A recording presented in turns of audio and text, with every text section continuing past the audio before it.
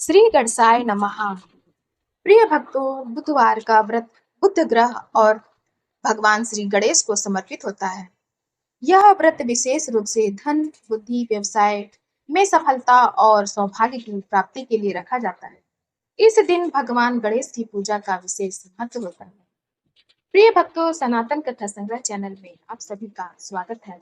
सनातन धर्म से जुड़ी हुई व्रत, त्योहार, कथा, कहानी का वर्णन हम अपने इस चैनल पर प्रस्तुत करते हैं। तब भक्तों, चलिए बुधवार व्रत की पौराणिक कथा आरंभ करते हैं। बहुत पुरानी बात है।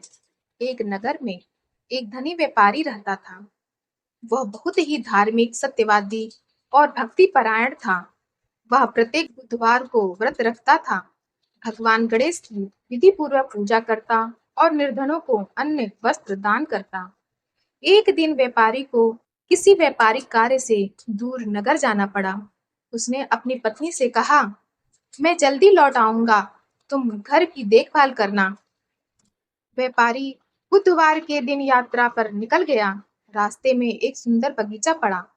वहां वह कुछ समय विश्राम करने लगा। तभी अचानक आकाशवाणी हुई, हे व्यापारी, बुधवार को यात्रा वर्जित है। यह शुभ नहीं माना गया है। तुम्हें लौट जाना चाहिए। पर व्यापारी ने उस आकाशवाणी को अनसुना कर दिया और आगे बढ़ गया। वह एक नगर में पहुंचा जहां उस दिन मेला लगा था। व्यापारी के पास बहुत सारा धन और बहुमूल्य वस्तुएं थी। नगर के राजा ने जब यह सब देखा तो उसे बुलाकर पूछा, तुम कौन हो और इतनी संपत्ति लेकर कहाँ जा रहे हो? व्यापारी ने सब सच सच बता दिया। राजा ने उसे अपने महल में रुकने का निमंत्रण दिया और कुछ दिन अतिथि के रूप में अपने पास रख लिया। राजा की पुत्री व्यापारी के गुण और व्यवहार से अत्यंत प्रभावित हुई और राजा से विवाह का प्रस्ताव रख दिया। राजा ने प्रस्ताव व्यापारी के सामने रखा, लेकिन व्यापारी ने विनम्रता से यह कहकर मना कर दिया कि उसका विवाह पहले ही हो चुका है। लेकिन बुधवार का दिन था।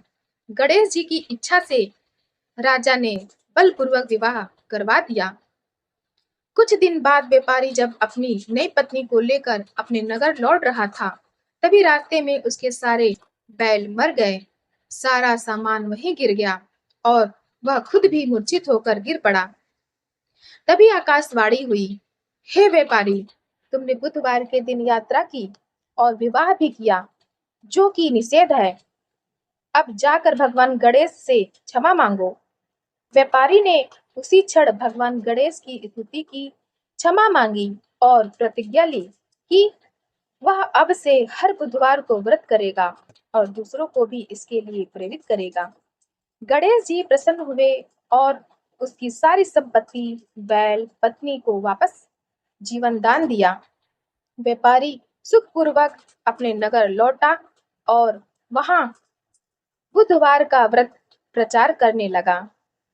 प्रिय भक्तों, कथा अच्छी लगी हो तब आप हमारे चैनल सनातन कथा संग्रह को लाइक करें, शेयर करें और सब्सक्राइब करें, ताकि जब हम अपना अगला वीडियो डालें तब आप सभी भक्तगणों के पास सबसे पहले पहुंचे।